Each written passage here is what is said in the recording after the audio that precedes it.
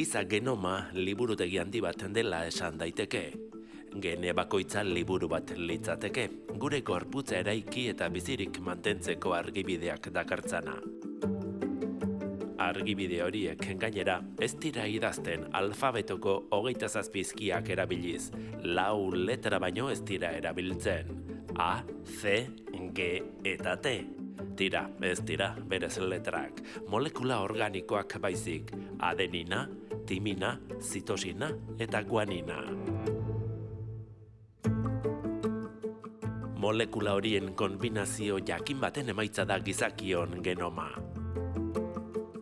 Baina ohiko liburutegietan gertatzen den bezala, inoiz ez dira irakurtzen gordetako liburu guztiak, batzuk baino ez. Epigenetikak ikertzen du liburutegi genetikoa nola irakurtzen den. Hau da, aukeraketa horretan datza zer garen, nolakoak garen, eta baita izan ditzakegun gaixotasunak ere, eta horixe da gaurko saioaren gaia. Aurreikusi aldezakegu zein liburu irakurriko den, zer gene adieraziko den, zerk baldintzatzen du adierazpen hori. Eta garrantzitsuena, posible alda nahita moldatzea eta aldatzea, epigenetikaren aukera berriak orain Teknopolisen, has gaitezen.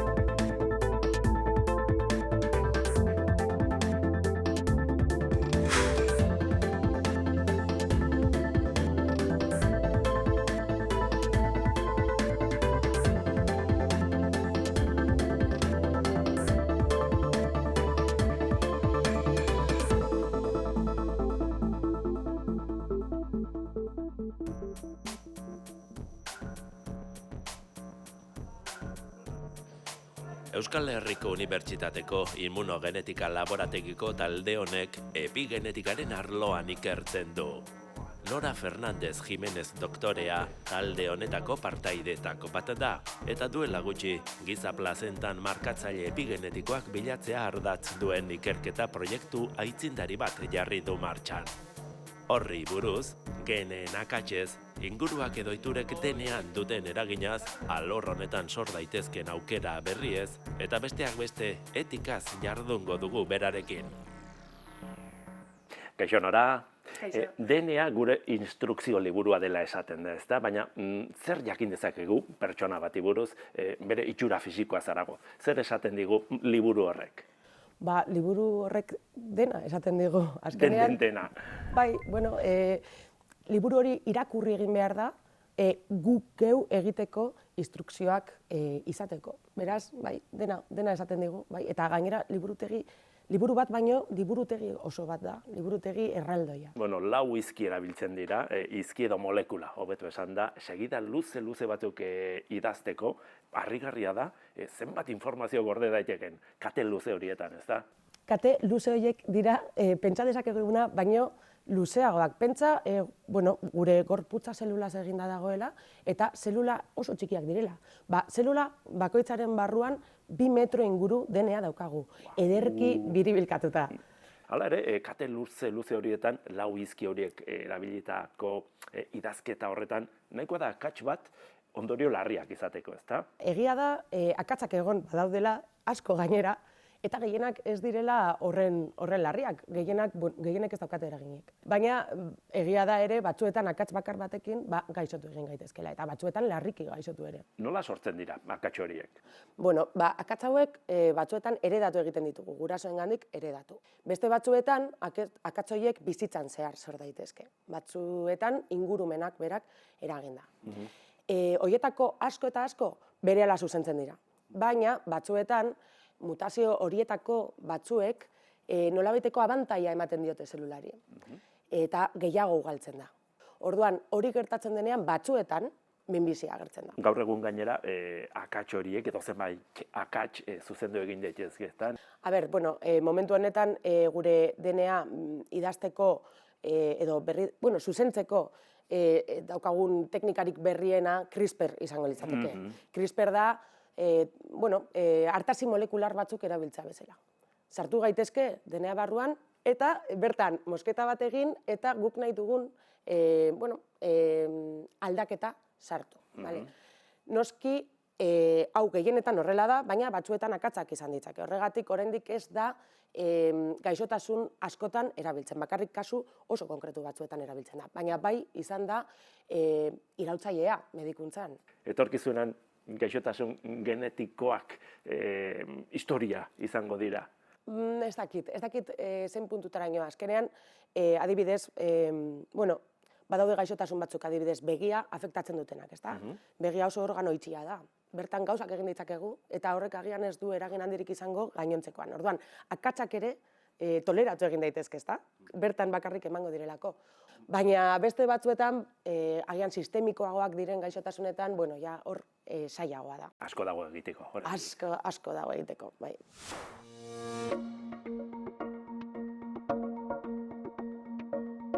Ugalketa lagunduak seme-alabak izateko nahia betetzeko aukera eman die milaka pertsonari. Baina ez du beti funtzionatzen. Zenbait bikotek, tratamendu bat baino gehiago egin arren ez dute haurdunaldirik lortzen. Beste batzuek lortu bai, baina behin eta berriz galtzen dute. Konplexutasun kliniko eta emozional handiko kasuak dira, eta askotan ez dago arrazoi argirik. Egoera horietako askotan genetikak izan dezake azalpena. Ugalkortasun arazoak dituzten pazienteen artean badira bizpahiru talde jakin, konplexutasun handiko pazienteak deitzen ditugunak. Ugalkortasun tratamenduak jasotzen dituzten pertsonak dira. Zailtasun handiak dituztenak haurdunaldia lortzeko. Enbrioia ez delako inplantatzen edo behin eta berriz abortuak dituztelako. Konplexutasun handiko bitalde dira. In vitro ernalketa tratamendu konbentzionalek ez dietelako erantzunik ematen. Edo erantzuna ez delako erraza. Kasu horietan zer gertatzen ari zen ulertzen saiatzeko sortu zen Repronagen proiektua. Navarra Biomedeko medikuntza genomikoaren unitatea da partzuergoaren buru, eta Nafarroako Unibertsitate Ospitaleko ginekologia eta obstetrizia zerbitzuak eta NNBI enpresak parte hartzen dute. Helburua, ezarpen akats errepikatuak edo errepikapeneko abortuak dituzten bikoteei analisi genomiko osoa aplikatzea, informazio hori praktika kliniko errealean txertatuz. Zutani konparatzen balimagea edo zeinek konparatzen balimagea genetikoki desberdinak gea. Honek zer esan nahi du, tratamendu berdinak, segimendu berdinak ez dula denontzat funtzionatzen. Eta azkenean genomikako teknologiarekin lortzen duguna da pertsona bakoitza pertsonalki tratatzea. Nafarroako osasun publikoan hartatutako 130 bikote baino gehiago bildu ditu proiektuak. Horiei guztiei DNA analisi osoa egintzaie, bikoteko kideen artean, ugalkortasun arazo genetikorik edo batera ezintasunik dagoen detektatzeko, enbrioi transferentzia egin aurretik. Transferentziaren ondoren abortu natural bat gertatzen den kasuetan, ikerketa pauso bat harago doa. Enbrioiaren genoma osoa ere aztertzen da, ezarpen faseari lotutako arazoak detektatzeko, Hau da, enbrioiak bere lekua aurkitu eta umetokiko paretan abia egiten duenean. Horrek ahalbidetzen du beste aukera terapeutiko batzuk bilatzea. Bikotearen eta enbrioiaren genomaren sekuentziazio osoaren bidez, orain arte ohiko probekin detektatzen ez ziren batera ezintasun immunologikoak, alterazio genetikoak eta enbrioi kalitatearen arazoak diagnostikatu dira. Beraz, lehenengo urratsa eta hau garrantzitsua da. Kromosomikoki normalak diren enbrioiak aukeratzea da. Aztertu ditugun enbrioien erdia baino gehiago ez dira normalak, 60% ez dira normalak. Zergatik, arrisku handiko eta konplexutasun handiko populazioa delako. Baina azterketa ez da kromosomak kontatzera mugatzen. Amaren eta enbrioiaren arteko harreman genetiko eta immunologikoak nola eragiten duen ikertzen du, eta faktore hori giltzarria da enbrioia ezartzeko.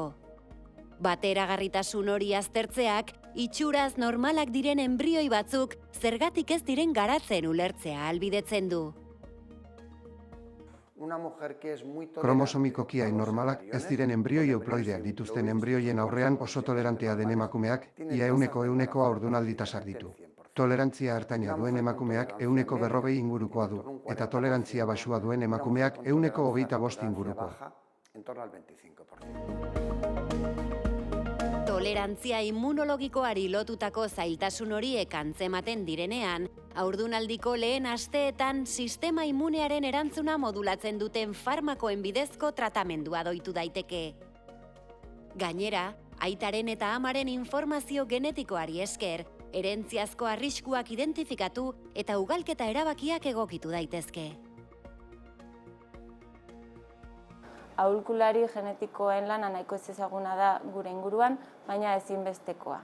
Beraiek egiten dutena da, gaixotasunak azaldu, gaixotasun hereditarioak azaldu beraien sintomak, tratamenduak, dakaten segimendua eta batez ere nola heredatzen diren generazioz generazio. Test genetikoak egiterakoan, baita ere beraien implikazioa bai pertsonalki eta bai familiarrari azaltzen dute, baina batez ere beraien lana da lehenbiziko konsultatik azkenekora pazientei edo familioei emozionalki laguntzea da. Laguntza espezializatu horri esker, bikoteek hobeto ulertzen dute informazio genetikoa. Segurtasun handiago hartzen dituzte, ugalketaren gaineko erabakiak eta ikuspegi pertsonalizatuago batekin egiten diete aurre tratamenduei. Diagnostiko genomikoaren, enbrioi hautespenaren eta doitze terapeutikoaren arteko kombinazioak, pixkanaka amaierara iristen diren haurdunaldiak ekarri ditu. 130 bikotek baino gehiago hartu dute parte eta 70 bat haur jaio dira bizirik. Ugalkortasun proiektuak bitxiak dira. Denboran zehar luzatzen baitira. Pertsona batzuek tratamendua egiten dute une batean. Gero gaurdun geratzen dira beste une batean. Eta gero gaurra izaten dute. Handik 9 hilabetera, noski. Orduan, 70 bat haur ditugu jada. Eta oraindik gordeta ditugu enbrioiak eta haur gehiago ematen jarraituko dute. Proiektu honek erakusten du, lagundutako ugalketan genetika txertatzeak, tratamenduek zergatik huts egiten zuten ulertzen laguntzeaz gain, haiek pertsonalizatzeko eta familia askorentzat aukera berriak zabaltzeko parada ematen duela. Nora, hasierako irudia berreskuratuz esan dugu, gure jarraibideak edo instrukzioak liburutegi moduko batean daudela, baina ez ditugula denak irakurtzen, ezta? Hori da, epigenetikaren oinarria, ezta? Bai, hori da. Esan daiteke. Bai, epigenetika izango litzateke, analogiarekin jarraituz, gure DNA guztia liburutegi erraldoi bat baldin bada, epigenetika izango lirateke liburuetan jartzen ditugun postitak, horri markatzaileak, inkluso subraiadorea erabiltzen dugunean, hori ere epigenetika litzateke, bai. Orduan, klaro, zelula asko ditugu gorputzean, baina denak ezberdinak dira. Horretarako erabiltzen da batez ere epigenetika. Zelula bakoitzari esateko, instrukzio liburu horren zein parte irakurri behar duen benetan bere funtzioa ondo egin ahal izateko. Alegia, epigenetikak esango dio, zelula bati hile bihurtu edo erretinako zelula bihurtu. Bai. Horixe bera, Hala da. bai, horixe bera. Eta epigenetikak esango dio ere gorputzari nola hasi, adibidez, haurdunaldian zehar, fetu garenean, bai? Eta baita beranduago ere gure garapenean zehar. Zer kagintzen du, zer irakurri eta zer ez? Non jarri horri markatzailea, postita, zer azpimarratu? Bueno, hainbat aldaketa molekular dira. Adibidez, DNA-aren metilazioa. Guk hori ikertzen dugu gure laborategian, DNA-aren metilazioa, eta hori da agian marka epigenetikorik ezagunena, baina beste hainbeste daude. Adibidez, lehen kontatu dizut nola DNA biribilkatua dagoen, oso ondo biribilkatua, eta horregatik sartzen den 2 metro DNA gure zeluletako bakoitzean. Biribilkapen hori histona proteinen inguruan ematen da, orduan hori ere marka epigenetikoa da. Zein histonaren inguruan biribilkatzen den gure DNA. Garrantzitsua da marka horiek ondo ezagutzea, ez da? Eta nola funtzionatzen duten, ez da? Zer esan diezagukete? Bueno, marka horiek garrantzitsuak dira, gu patroiak bilatzen ditugu eta saiatzen gara patroi horiek erlazionatzen adibidez gaixotasunekin. Orduan, guk uste dugu marka horiek erabil daitezkela gaixotasun horiek nolabait aurrezateko edo gaixotasun horiek pairatzeko arriskua aurrezateko eta prebenitzeko. Horiek garrantzitsua da, ez da? Bai, nire ustez bai. Abantaila izugarri, ez da? Bai. Hala ere, markatzaileak edo azpimarratzen dugunean, ez dugu liburua edo liburutegi aldatzen, ez da? Ez dugu aldatzen, ez dugu bat ere aldatzen. Osea, letrak berdinak dira, baina aldatzen dugu irakurri beharrekoa eta inkluso nola irakurtzen dugun. Adierazpena. Adierazpena da hori, bai. Gakoa, ez da? Bai, zeren, liburutegi horretan badaude kapitulo oso garrantzitsuak, benetan gure gorputza eraikitzen laguntzen dutenak, eta adierazpen maila, hau da, ozen edo baso irakurtzen ditugun horrek badauka eragina. Zer gaixotasun ari zarete ikertzen momentu honetan? Bueno, hainbat gaixotasunen atzetik gabiltza, gu orain momentu honetan plazenta ikertzen ari gara. Plazenta oso organo interesgarria da, ama eta umekia lotzen dituelako haurdunaldian zehar, eta plazentan egon daitezke bai, umearen marka genetikoak, nolabait, eta baita ingurugiro markak. Orduan, momentu honetan hori ikertzen ari gara eta ikusten ari gara ea epigenetikak zelako erlazioa izan dezakeen gerora adibidez gaixotasun metabolikoak pairatzearen arriskuarekin, gizentasunarekin eta inkluso gaixotasun neurologiko eta neuropsikiatrikoekin. Ikusiko dugu nola lan egiten duzuen, hemen erreportajea.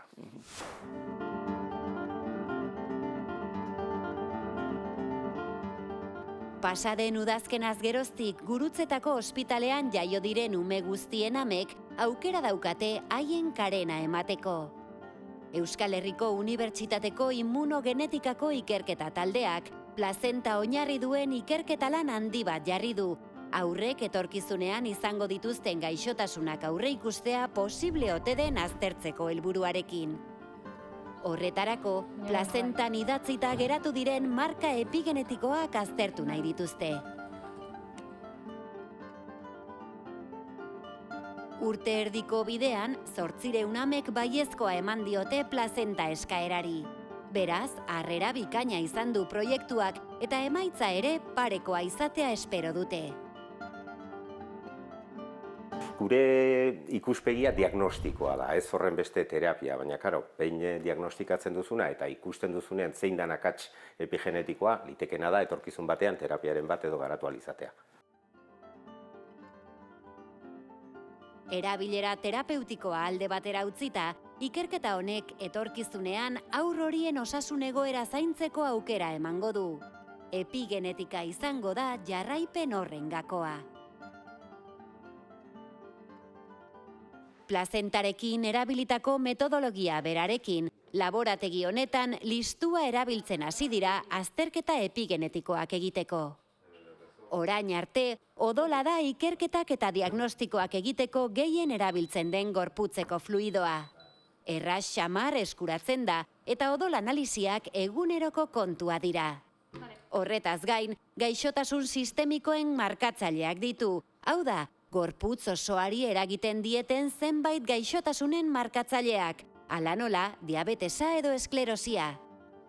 Hala ere, odola lortzeak baditu eragozpen txiki batzuk. Bada orratzei beldurra dien jendea. Haur txikiei ateratzea ez da erraza. Eta ezin da nahi beste odol atera. Horregatik besteak beste, listua erabiltzen hasi dira azterketa epigenetikoak egiteko. Erabaki iraultzailea izan da, beti pentsatu izan delako, listua ez dela egokia azterketa genetikoak egiteko. Izan ere, digestioa egiten laguntzeko eta infekzioetatik babesteko entzimak ditu listuak, eta uste zen DNA degradatzen zutela. Baina ez da horrela. Listuan ez dira gauza gehiegi gertatzen, listua ez da gaixotzen, baina bai balio digu gorputzaren ispilu moduan ikusteko ze prozesu gertatzen ari diren.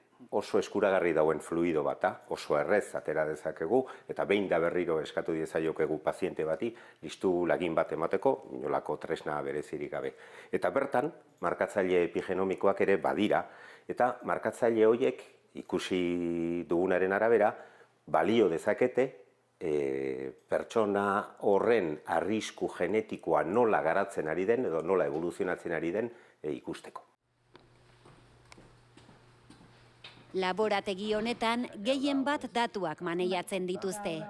Metodo estatistiko konplexuak erabiltzen dituzte ikusteko zer erlazio dagoen aldaketa epigenetikoen eta gorputzaren erantzunaren artean.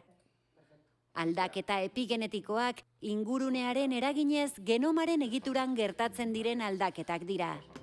Ez dute kode genetikoa aldatzen, baina ondorioak dituzte geneen funtzionamenduan. Metilazioa da ohiko aldaketa bat, DNA-an metilo talde bat gehitzea. Horren ondorioz, gaitzak sortu edo haien garapena bizkortu daiteke. Datuak lortu eta maneiatzeko biobankuaren bitartez jasotzen dira laginak. Listu laginak pertsonak berak bere etxean jasotzen du eta listu lagin hori gero guregana iristen da biobankuaren bitartez. Listu horrekin gero listu horretatik DNA erauzi behar dugu eta gero DNA horretan marka epigenetikoak aztertuko ditugu ikusteko zeintzuk dauden. Talde honek garatu duen metodo estatistikoak metilazioaren eta arrisku genetikoaren arteko erlazioa neurtu du. 380 voluntarioren listu laginak hartu eta aztertu ditu. Egindako lanarekin, listuaren datu genetikoen base publiko handiena garatu eta katalogatu dute. Bertan ageri dira zerrendatuta, listuan dauden markatzaile epigenetiko guztiak, eta markatzaile horien eta gaixotasunen arteko harremana ere lotua dago. Informazio guztia sarbide libreko plataforma batean jarri dute. Horrela, munduko edozein ikertzailek erabili ahal izango du.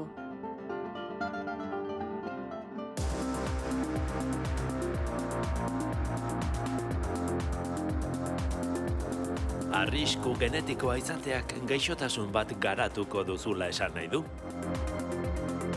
Ez dauka zertan. Gaur egun zenbait gaixotasun izateko arrisku genetikoa detekta daiteke. Adibidez, diabetesa, hiperkolesterolemia eta halako gaixotasun metabolikoak edo kardiobaskularrak, hipertentsioa edo miokardio infartua adibidez. Baina arrisku aldaera bat izateak ez du gure etorkizuna zehazten. Gaixotasun horiek pairatzeko probabilitate handiagoa adierazten du. Izan ere, gaixotasun horiek, konplexuak deiturikoak, multifaktorialak dira. Gure DNA-aren eta gure bizimoduaren arteko etengabeko elkarrizketaren emaitza dira. Jaten dugunak, loaren kalitateak edo sufritzen dugun estresak eragin zuzena dute gure osasunaren bilakaeran. Beraz, test genetiko bat ez da kristalezko bola bat. Nabigazio mapa bat baizik. Bideko zuloak non dauden esaten digu, saihestu ditzagun. Nora, lehen esan dugu, horri markatzailek ez dutela liburua eta liburutegi aldatzen, hortaz, logikoa litzateke pentsatzea ez dizkiegula, ondorengoei transmititzen. Egia esateko, oraindik gizakian proba gutxi daude, ez? Transmisio epigenetiko horrena. Jakina da baietz zerbait egon daitekeela hor, espermatozoidetan oso molekula txikitsuak aurkitu dira agian, maila epigenetikoan nolabaiteko herentzia azal dezaketenak, baina, ez da mekanismo bat orokortu dezakeguna. Kontua da, guk gure gametoetan, hau da, espermatozoide eta obuluetan, epigenetikaren nolabaiteko birprogramazioa egiten dugula, ezabaketa egiten dugu. Horregatik ez diegu... Zerotik hasten gara. Zerotik hasten gara, oso polita da hori ere, ezta? Da, bigarren aukera bat bezala, ezta? Gure ondorengoentzako samarik gabeko etorkizun bat. Orduan, gehienetan, marka gehienak ezabatu egiten dira gizakietan, baina landaretan aldiz ez.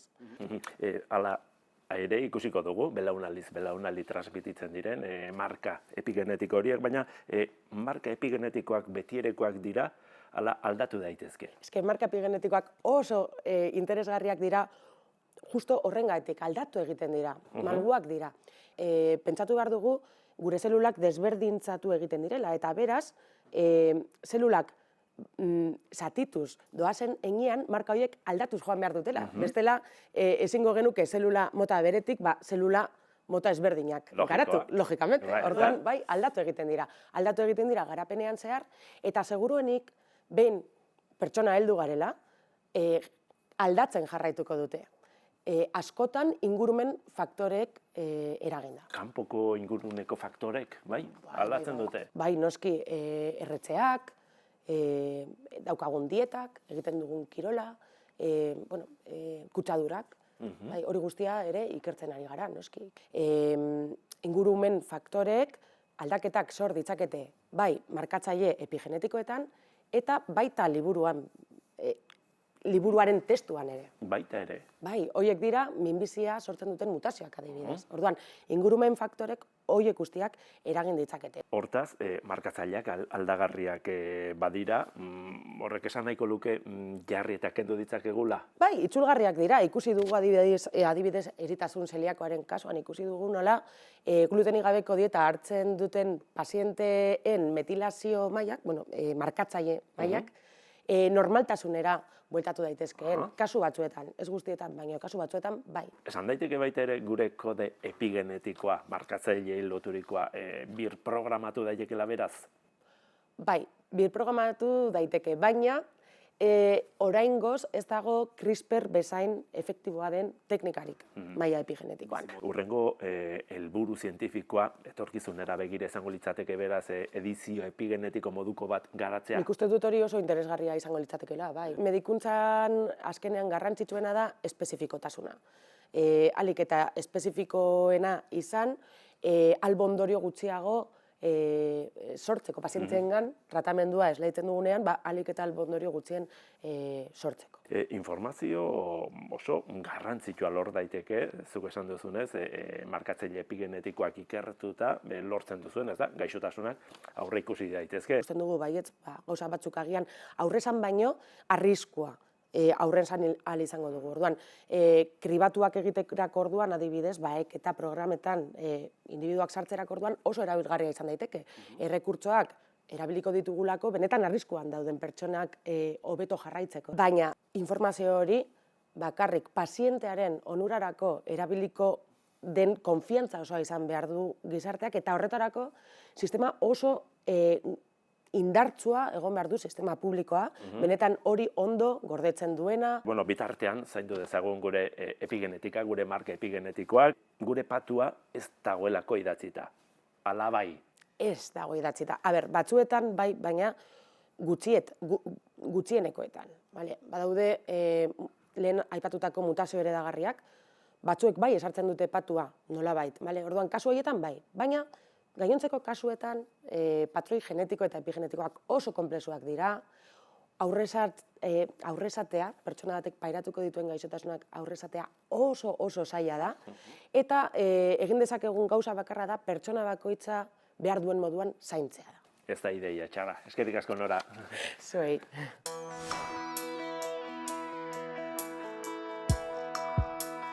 Naturako bizidunik adintsuenak dira hauek. 500 urte harrapatzen dituzten marrazoak, ia 4.000 urte bizi diren koralak, 2 mende baino gehiago izatera iristen diren dordokak, Zein da bizitxaropenaz ari garela genoman idatzitakoaren eta irakurtzen denaren arteko pisua. Azken ikerketek erakutsi dute, gizakien kasuan behintzat erdi eta erdi izango litzatekela erlazioa, gutxi gora bera. Hau da, genetikak gure bizitzaren iraupenaren 45% arte azalduko luke. Bi alde on ditu horrek. Luze bizi direnen genetika eta mekanismo biologikoak ezagutzeak populazio osoaren bizi itxaropena hobetzen lagunduko luke. Eta bestetik, idatzi gabe dagoen gainerako 45%an eragin dezakegulako gogorarazten digu berriz ere. Luze, osasuntsu eta ondo bizitzea gure esku ere badagoela. Datorren astera arte, agur!